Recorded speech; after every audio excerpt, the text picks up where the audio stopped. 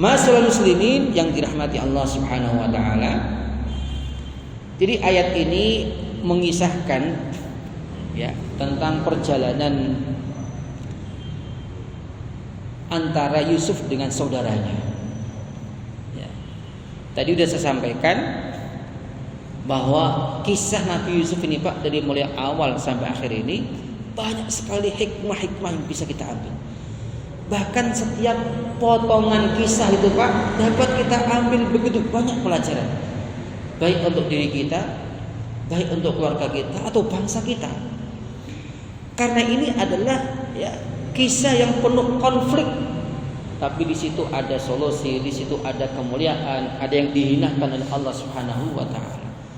Maka dikatakan di sini ayat jamak ya Pak ya. Ayat itu jamak, ayat mufradnya ayatun. Ya, alif ya tak bunder, kalau dalam bahasa Arab namanya tak marbutoh. Ya, jamaknya tinggal ditambah alif sama tak celeret. Kalau dalam bahasa Arab namanya tak maftuhah. Ya, ayat jamaknya ayat. Artinya apa? Sangat banyak sekali tanda-tanda kebesaran Allah, hikmah-hikmah Allah, pelajaran-pelajaran yang dapat diambil bagi siapapun, lisailin, bagi yang mau bertanya. Sa'il itu bertanya. Di sini juga menunjukkan sekalian bahwa ilmu itu tidak akan kita dapatkan jikalau kita diam, nggak tanya, nggak mau belajar, nggak mau ingin tahu. Ya, sampai-sampai dikatakan mimani la yata'allamani. Ada dua mim yang tidak akan belajar dia. Yang pertama adalah mutakabbir. Mim yang pertama mutakabbir. Mutakabbir itu orang yang sombong, merasa lebih tahu, merasa lebih banyak bacaannya, merasa lebih tua, merasa macam-macam, sehingga kebenaran yang datang kepadanya tertutup baginya. Wis mentok. Alah, ngono iku wis tak waca kabeh ngene. Ya sudah. Dan itu banyak kejadian sekalian antara senior terhadap junior. Kadang terjadi kayak gitu Pak. Nah itu penyakitnya orang punya ilmu Pak, itu sombong. Kebanyakan sombongan itu akan mencegah seseorang dari ilmu. Enggak boleh. Ya. Saya itu kadang Pak sengaja ada di 1 bulan itu saya enggak khutbah. Ya, kadang saya sholat di sini, kadang sholat sana, kadang sholat sana. Ya, kita gantian mendengarkan Pak. Ya, kita gantian mendengarkan. Ternyata banyak sekali kadang ada sesuatu itu saya nggak pernah baca atau nggak pernah dengar. Oh, ternyata ada sesuatu yang saya belum baca. Makanya kenapa Bapak sekalian, pastilah kalau kita niat mencari ilmu itu Allah berikan. Bukan saya yang memberikan ilmu, jangan tidak Pak. Atau ustaz yang memberikan, jangan tidak Pak. Yang memberikan ilmu kepada jenengan itu adalah Allah. Karena itu jangan pernah menyepelekan orang ngajar apa enggak, jangan. Karena ilmu pada dasarnya itu adalah dari Allah Subhanahu wa taala. Yu'til hikmata may yasha wa may yu'tal hikmata faqad utiya khairan katsiran. Ini pentingnya itu, Pak. Maka jangan pernah kita menyepelekan siapapun. Karena bisa jadi ada sesuatu hikmah yang belum kita dapatkan, atau Allah menambah hikmah lagi. Karena kita ada tawadhu kepada Allah, ada rasa kita itu butuh ilmu, maka Allah akan memberikannya. Bahkan Rasulullah sendiri Pak, kurang apanya Rasulullah itu? Seorang Nabi ulul azmi, Nabi terbaik, awal wal akhir, tapi perintah yang diperintahkan oleh Allah sangat jelas sekali adalah perintah apa? Wa qul rabbi zidni ilma. Qul, katakan ya Muhammad, Rabbi zidni ilma. Diperintahkan untuk berdoa supaya tambah ilmu, Pak. Nabi sendiri aja diperintahkan gitu. Ya, apalagi kita. Makanya sekali lagi sekalian, mim yang pertama ini tidak pernah akan dapat ilmu. Yang kedua adalah mim yang kedua namanya mustahyi. Mustahyi itu orangnya pemalu. Kalau istilah kita, malu bertanya, sesat di jalan.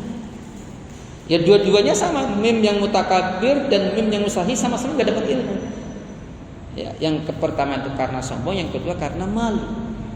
Padahal di sini sekalian ayat ini menurut saya luar biasa. Ayatul lisailin, tanda-tanda bagi orang yang bertanya. Jadi ilmu itu ditanyakan sekali. Tanya, Ustaz ini kenapa kok Quran kayak gini? Bahkan kita sekalian diajari, ya, sebagian para ulama ya mengatakan kepada kita istantikil Quran. Istantikarnya apa? Kamu coba ajak bicara Quran itu, ajak dialog. Jadi Quran ini sekalian, ya dicetak walaupun dengan emas, sampulnya dari perak atau apa, nggak ada berkahnya, nggak ada manfaatnya kecuali kita membacanya dan mentadaburinya dan mengamalkannya. Jadi Nabi kembali lagi ya, itu kisah tadi ya. Jadi intinya apa? Bahwa hasud, iri, dengki itu bisa menimpa siapapun, ya.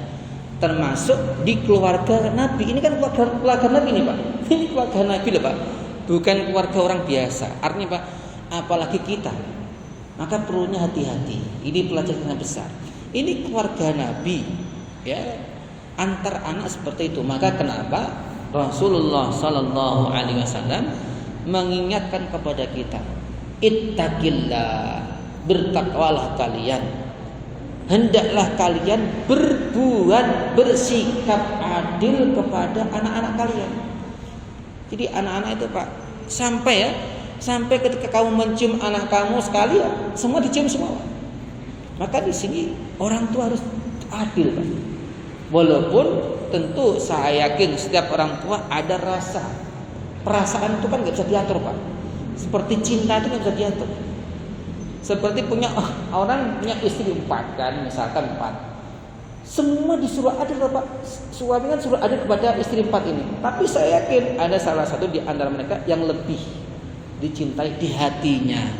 Walaupun seperti itu, kita dilarang untuk menonjol-nonjolkannya, karena akan menimbulkan penyakit yang namanya hasud, iri, dengki. Nah, Nabi Yakub sudah melakukan itu semua Pak. Nabi Yakub tidak ada namanya sengaja ya menonjol-nonjolkan Yusuf, tidak. Tapi karena Yusuf kondisinya itu dia lebih kecil, kemudian Yusuf ini juga memang nggak punya ibu, ya pastilah merasa orang tua lebih diperhatikan. Jadi seperti kita memperhatikan anak kecil kita daripada yang lebih tua, wajar. Tapi kenapa mereka ini seperti itu? Ya karena tadi Pak, ada rasa iri dengki tadi. Ya. Bahkan apalagi Nabi Yakub, ya, cintanya ini nggak bisa ditutupi Pak. Setelah mendengar mimpi itu, ya, cintanya nggak bisa ditutupi. Maka mereka mengatakan, wanahnu usbatun. Ya, kami ini adalah lebih banyak. Kenapa ayah kita ini kok malah kepada Yusuf dan saudaranya Bunyamin? Inna abana lafi dhalalin mubin. Ini yang saya katakan Pak. Kadang anak itu Pak, kalau kita tidak hati-hati, tidak pandai untuk mengatur, tidak pandai untuk mendidik anak Pak, itu bisa petaka Pak. Buktinya beberapa waktu kemarin Pak, ada anak melaporkan orang tuanya. Makanya saya itu Pak, kalau dimintai konsultasi orang, Ustadz saya itu punya harta sekian. Ini saya udah tua, bagaimana Ustaz? Saya bilang gini, lebih baik Ustaz sekalian, sebelum Bapak meninggal, lebih baik dibagi aja. Kalau dibagi rata Pak, itu boleh. Kalau hibah itu pemberian. Selama dia masih hidup, itu dibagi rata boleh. Nah, lanjutannya Ustaz sekalian, ya, akhirnya mereka intinya menyimpulkan satu kesimpulan yang salah. Menuduh Nabi Yakub ini lafi dhalalim mubin. Oh Pak, kata-kata ini Pak, kata dolal ini kan sesat. Yang dimaksud dolal di sini adalah salah. Ya, salah menyikapi. Jadi artinya Nabi Yakub ini kesalahannya fatal menurut mereka. Ya, padahal realitanya Nabi Yakub sudah berbuat adil di antara anak-anak mereka. Tapi tadi munculnya karena ada iri dengki tadi itu. Uqtulu Yusufa awitrahuhu. Ini tadi saya katakan Pak. Jadi ya biasanya makar itu sudah direncanakan. Ya, berkesepakatan jahat itu sudah direncanakan. Maka Hukumannya orang yang melakukan kejahatan berencana kan beda Pak dengan yang biasa. Karena pasti ada pilihan-pilihan, plan A, plan B, semacam ini. Dan kesepakatan kejahatan ini bisa dilakukan oleh siapapun, ya, termasuk dalam sebuah keluarga. Untuk apa? Untuk menghilangkan Yusuf ini. Tujuannya satu Pak, supaya ya tadi dikatakan Yusuf sudah nggak ada, udah biar ayah kita sama kita saja. Nah ini, ya. Wa takunu min ba'di qauman shalihin. Nah ini Pak, dia punya juga. Nanti kalau selesai itu kita udah jadi orang baik, bertobat lah. Tobat, kita minta maaf dah. Ya. Saya yakin ketika mereka melakukan rencana ini Pak, keimanan mereka sedang tidak ada. Tidak hadir namanya Allah. Kalau hadir pasti masih mereka ya menyadari hal tersebut. Karena itu di antara mereka masih ada yang sedikit menyadari tentang hal itu. Muncullah di antara mereka, qala qailun minhum la taqtulu, jangan membunuh. Bagaimanapun Yusuf itu saudara kita, ya, kemudian dia dicintai oleh ayah kita. Ayah kita sudah tua sekali, dia masih kecil, bla bla bla macam-macam. Akhirnya dia membuat opsi lain, lebih ringan, yaitu apa? Yaitu ditaruh, dimasukkan ke sumur. Nanti diambil orang pasti itu. Karena sumur ini Pak itu di persimpangan jalan. Tempat itu, sumur itu biasa ya dimampiri para pedagang. Kan nanti ceritanya itu kan salah satu mereka nyemplung namanya Pak. Timbo terus timbo nggih. Oh, bahasa Indonesia nih Pak. Ya, timba dimasuk kemudian Nabi Yusuf dipegang situ. Dan ini adalah memang betul-betul riayatullah. Riayatullah itu penjagaan Allah. Allah sudah ngatur Pak. Makanya ngampun ini Pak ya. Jenengan itu Pak, mau diiri dengki siapapun, kalau memang Allah sudah milih jenengan, jadi ya jadi. Maka nggak perlu kita takut. Ya. Tapi kita nggak boleh juga kemudian tanpa ikhtiar. Maka kenapa di antara surat-surat yang diperintahkan oleh Allah untuk selalu kita baca adalah mu'awwidhataini, qul a'udzu birabbin nas dan qul a'udzu birabbil falaq. Dan luar biasa loh Pak, kalau Bapak Ibu membaca qul a'udzu birabbil falaq, katakanlah aku berlindung birabbil falaq, dengan Rabb yang memecah.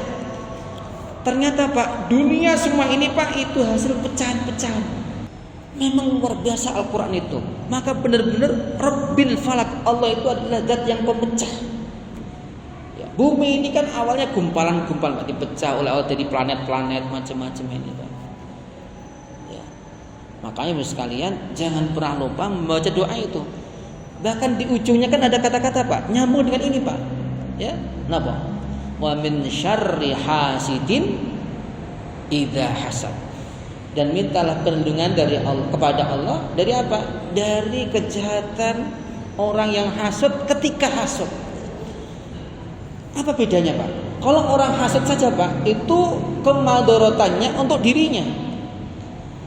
Pahalanya hilang, dia nggak pernah tenang, dia galau terus. Tapi kalau dia sudah aktif, nah ini Pak, dia merencanakan, bahkan dia mungkin membuli, bahkan dia mungkin membunuh orang. Itu min syarri hasidin idza hasad. Sudah ada aksi. Ya. Makanya di sini Bapak sekalian, ya. Ini aksi, Pak. Ini kan aksi. Dari hasad menuju aksi itu apa? Mengenyahkan, menghilangkan Yusuf. Tapi kemudian apakah Allah membiarkan? Tidak. Sebagaimana nanti dikisahkan, Allah akan menjaganya. Nah, begitu pula sekalian kita ini, yang penting dekat sama Allah. Ya, ikhtiar maksimal, mencari doa Allah. Ada orang iri, ada orang dengki, ini adalah urusan dia dengan Allah Subhanahu wa taala. Yang penting kita ini ikhtiar maksimal. Saya kira cukup sekian Bapak Ibu yang dirahmati Allah SWT.